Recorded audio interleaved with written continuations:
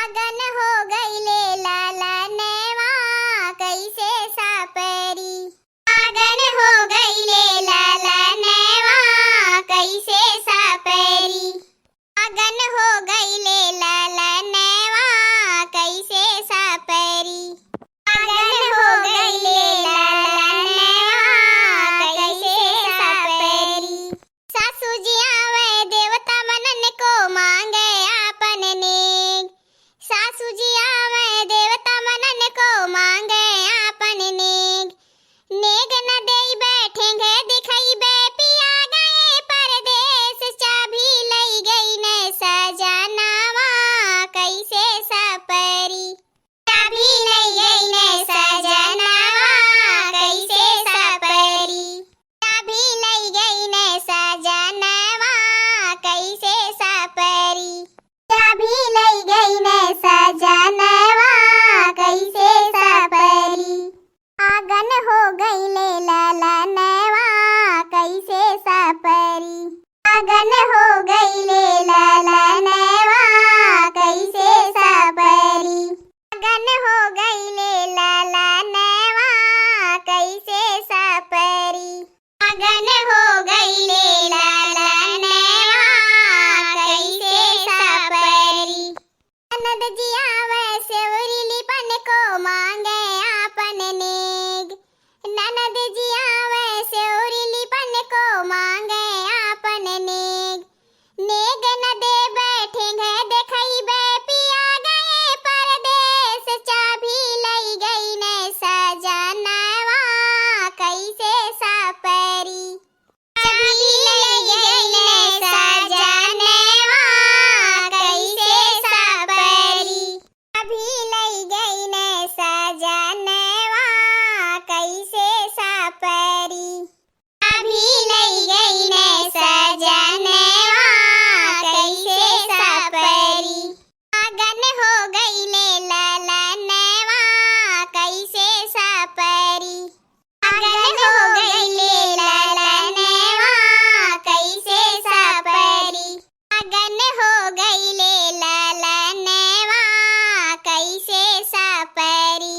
आगन हो गईले लाला नेवा कैसे सापरी।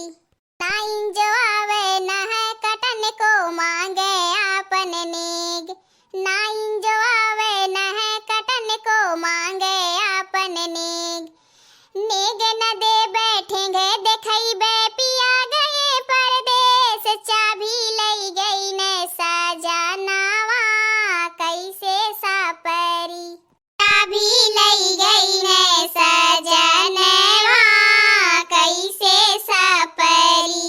चाबी लई गई ने सजनावा कैसे सापरी। चाबी लई गई ने सजनावा कैसे सापरी। आगन हो गईले लाला नेवा कैसे सापरी। आगन हो गईले लाला नेवा कैसे सापरी। आगन हो गईले लाला नेवा कैसे सापरी। आगन हो गईले लाला नेवा कैसे सापरी। धोबिन जवावे कपड़ा धुलन को मांगे आपन नेग। धोबिन जवावे कपड़ा धुलन को मांगे आपन नेग। नेग न दे बैठेंगे देखई बे पिया गए परदेस। चाबी लई गई ने सजनावा कैसे सापरी। चाबी लई गई ने सजनावा कैसे सापरी। चाबी लई गई ने सजनावा कैसे सापरी।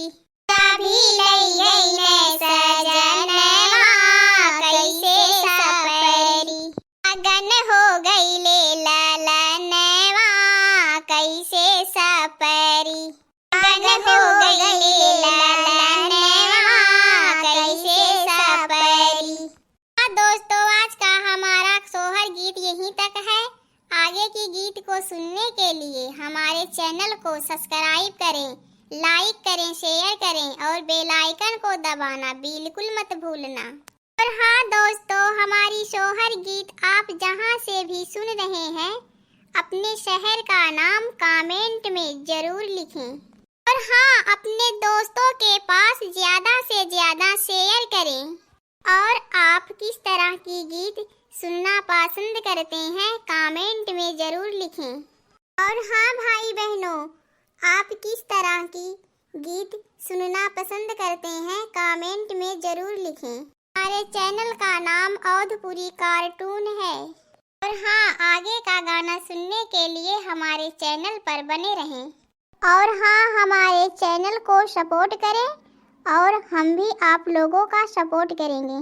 और हाँ दोस्तों, हमारी कार्टून कॉमेडी वीडियो को देखने के लिए आप सभी प्रिय दर्शकों को दिल से धन्यवाद।